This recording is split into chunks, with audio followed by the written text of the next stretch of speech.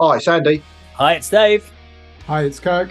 Welcome to the A.D.K channel, and today's video we're doing a bit of a different thing than we would normally do. So this is a cover of the song Cold by The Cure, done by myself and a few members of the band Scarlet Envy.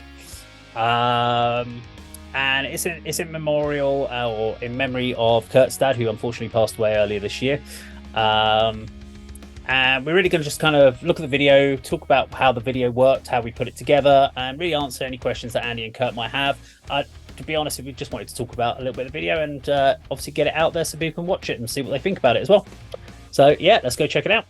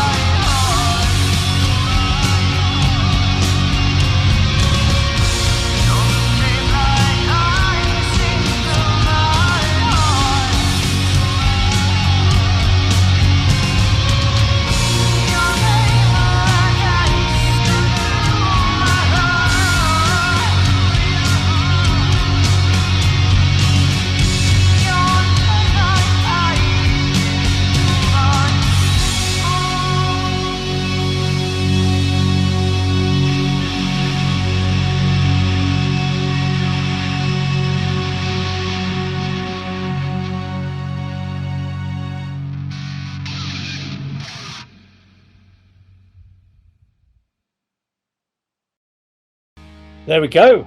The Cure and Cold. Right, so yeah, let's take it over to Andy to give you your kind of first thoughts on first time seeing that. Yeah, I mean, as we sort of mentioned earlier, I did hear sort of, I assume, sort of early versions of this track that you guys had put together at Kirk's request, and what an amazing tribute to your dad, Kirk. I mean, there's what a lovely idea and well executed by Dave and the guys from Scarlet Envy. I mean, we've talked about the Cure, one of your favourite bands, if not your favourite band, and to me, it's the Cure were Robert Smith and Love Cats and those other sort of top 40 hits that they had. But we've since discovered on sort of the tracks that we reviewed, they've got this sort of dark approach to songwriting, and that was certainly dark. I mean, if I didn't know, I mean, I wouldn't know that as a Cure song. Yeah. If that was presented to me, that's Scarlet Envy. We've Dave guesting on drums, going in a much sort of sinister, darker, more gothic direction. I mean, I really enjoyed. I love that. But really, that's my sort of stuff. I mean, certainly towards the end, it reminded me of one of my favourite sort of depressive and suicidal black metal bands, Nocturnal Depression from France. The sort of simple haunting keyboard melody that sort of goes down, then scales up again and then repeats, and it's just that simple keyboard melody sort of repeating over and over again, sort of backing the guitars and the vocals. Yeah, I mean, again, if you produce that video for my band, I'd be happy as well with the look of the video, the style. It's simple. You don't need to be thrown everything. We use the phrase. They use the kitchen sink in one song that video that we used earlier this evening. It doesn't need. You don't need to. Sometimes. What's the phrase? A little is enough. Less is more. Less is more. That's what I'm trying to say. Yeah, less is more, and that's certainly typical of that song and the video. And yeah, fantastic effort. Really enjoyed it. Over to you, Kirk. So obviously, I know you've had a chance to have a look at this before today. So I was intrigued to know having had a chance to actually digest it a little bit more. Your only thoughts, questions about how the album or the video went and stuff like that? Yeah, first of all, thank you. So I'll just give you a background where this idea came from. It was 5 weeks after my dad passed away in February, and I was doing a countryside walk from Stevenage to St Albans, and I was wandering through Hartwood Forest, and then the path goes parallel to the railway line and ends up going on to Sandridge Road. And I had that in my headphones, and I know that Dave, you'd done a collaboration with a French singer, I think the week before. Yeah. I instantly thought, what could be a better tribute to my late father than getting my close friends to do a song in his honor? And obviously I want to pay you to do this. And the song Cold by The Cure from their 1982 album Pornography was playing at the time when I had this moment of inspiration. And it's a song I've never really known what it's about. I mean, that line stands out, your name like ice into my heart. But it's the emotion in it. It is, let's be honest, it's misery, isn't it? It's sheer despair.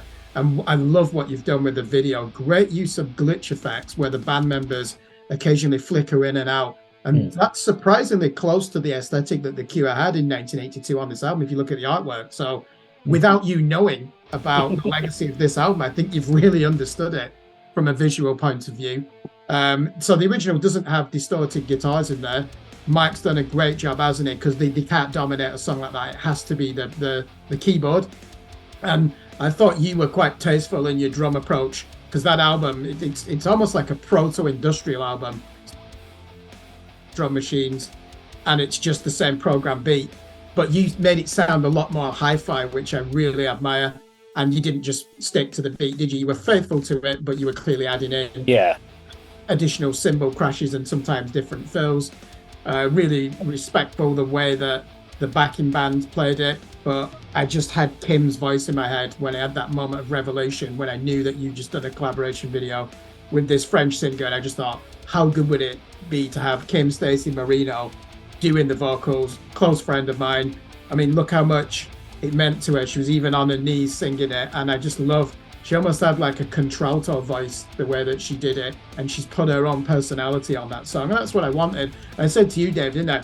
Free reign. Here's the song. Keep the DNA of it, and obviously the keyboard and the drums have got to be as close as possible. Do what you want with it with a video. You've done a great job there, and I really like how you've got these sentimental moments of childhood, and clearly that really does capture the relationship I had with my dad, who unfortunately died at age 67 this year. So I said to you when I first saw it, it's the most beautiful thing I've seen, and I'm so proud that I can honor him this way. So yeah, I just should be thanking you for that. You've put a lot of work into it, and it meant a lot to you, I can see as well. It did. I mean, I guess when we started it, we initially kind of took it on the chin of like, okay, we'll do this cover. We didn't really think much about initially how we were going to approach it. We had the idea of the original song. We broke the original song into components. So we literally stripped the track down into drums, guitar, bass, separated all the tracks of the original out so we could hear what each part was. I then re-recorded the drums, and I actually did two. So if you actually listen to it in a stereo mix and you went left side and right side, the right hand side is the original. I play pretty much the original drums, and on the left hand side I play a blues loose groove drum pattern. So there's two separate drum patterns playing at exactly the same time, but they hit at certain points exactly the same, which is why you get this kind of, if you actually train your head as you're listening to it to just focus on the left side, you can clearly hear the different drum pattern, and then you focus on the right, you can hear the original drum pattern, and then if you sit in the middle, you just kind of get this being pulled left and right with the drums. So it's quite an interesting thing. We went there. We've got synth bass on there done by Dan. We've got the normal bass on there. He also did 2 layers of keys. The guitars were an interesting one because Mike wasn't sure how to approach it. So what he did was he played a rhythm line, then he did a lead line, and then he thought, well, that lead line doesn't quite work. I'll do another lead line, and then that one doesn't quite work. I'll do maybe that lead line. And he sent me 3 separate lead lines and goes, which one of these works? And I went, fuck it, we'll put all 3 in. So all 3 lead lines went in and were layered, which means you've got multiple different. There's actually 4 guitar parts. You would need 4 guitarists to play that. Because that's how we decided to go with it. We're like, yeah, screw it. And that's where we musically threw the kitchen sink. We're like, go, fuck it. We'll throw it all in there. Even the Kim's vocals that during the verse, you'll have noticed where there's that repetition line. Into my heart, into my heart. She never sang that. That echo effect was never in there. She just sang it originally. I cut that, copied it and dragged it and put a delay on it. So I liked the idea of this echo effect. So again, we just used what we had. And the effect on her voice, we put in this phone reverb. And the idea there was like the vocals were calling you from the other side. So we wanted it not to sound like they were in the room. The vocals were meant to sound like they're through a phone call.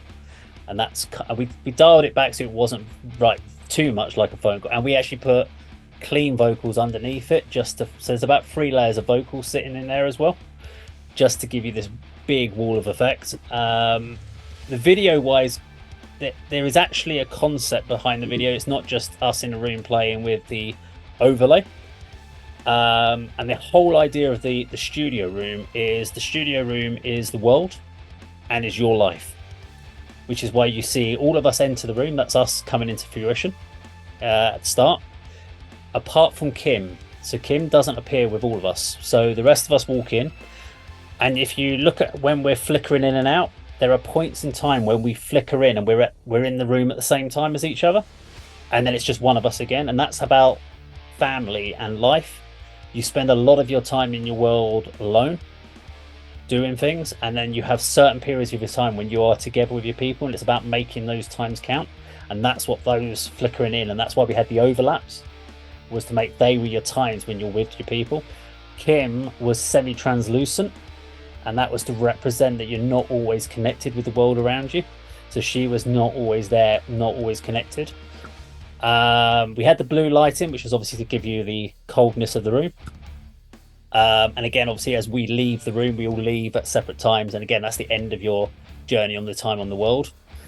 And then finally, we have the overlays of the story. And again, as you said, it starts from childbirth and takes you through to the end. And we have the sunset at the end where you're looking at the end of the day and reflecting. And that was why we have that particular journey from birth to the end of life. And so there's a lot going on in there in the storytelling element, rather than just because I think all of that storytelling element just came together in about a week before we shot it, because we weren't too sure how we were going to shoot it. We thought, well, we're going to be playing in the room live together, and I was like, no, I don't. That doesn't feel right. I don't want it just to be a performance video. That doesn't feel right. There needs to be a story element, and that's where this whole bit. And it's actually the same technique. If you watch the A.D.K videos, and you notice how we're cut out, and you can see the background, because when you initially put it in, it's a solid square, and then there's all this black space. And there's a technique called masking, and that's exactly what we used in there. So what actually happened there was we shot the room for 5 minutes with a fixed camera, with no one in it, and then I brought each person in, kept the camera in the same position, press record, and we filmed it again. And then I filmed the next person, filmed the next one, and that's why no one actually crosses over into each other's paths.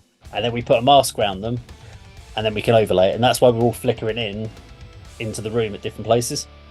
So yeah, it was a really interesting project to do, and yeah, really, really happy of how it all came out. So I'm just glad that you are as well. Yeah, it means a lot to me. Thank you very much. No worries. I just want to find ways to honor my dad. I don't have any children, unfortunately, or any children on the way that I can name after him. So, and this will be here for eternity, won't it? So, great job. Can I just ask a question? So, yeah. Would you do this project again if somebody else was in my position and they just thought, I want to honor a family member, they love this song, you know, it's the type of music you would listen to as well. Would you do it again? Yeah, I think if it was the right song, in the sense that it's something we could do the right way, because that was the hard thing when we got this song, because we were all like, God, this is a depressing song. That was our initial thing, listening to the original, and we were just sitting there going, we've got to do something, we can't just play it the way that the original was. And it was only once we started layering everything up, we were like, actually, you know what? This is now starting to feel like it's something we own. It doesn't sound like The Cure anymore. It sounds like the Cure song, but it doesn't sound like their version. And we were happy with that, because initially we're like, if I'm just playing the same drums and he's playing the same bass and she's singing exactly the same vocals, then it's just the Cure song, isn't it? It's not, there's nothing new about it. And I think that would be the contention that we would have to always insist upon, which is it needs to feel right, and it needs to be something we can put enough of our own stamp on that it works. And I know we're doing, not for this particular one, but we are doing a cover of an 80s song. But again, we're doing it in our own way. So it doesn't sound like the original. You'll know it's the original, but it won't sound anything like it, because it's got to be done the right way. And we're working on that at the moment. So yeah, no, I definitely would again. Thank you. Excellent. Right, so there we go. That was Cure, The Cure and Cold, covered by obviously the guys, well, 4/5 of Telescribe. Check that one out. So hopefully you'll enjoy that. If you like this video, please do like, share and subscribe. We'll see you on another video sometime very soon. Take care.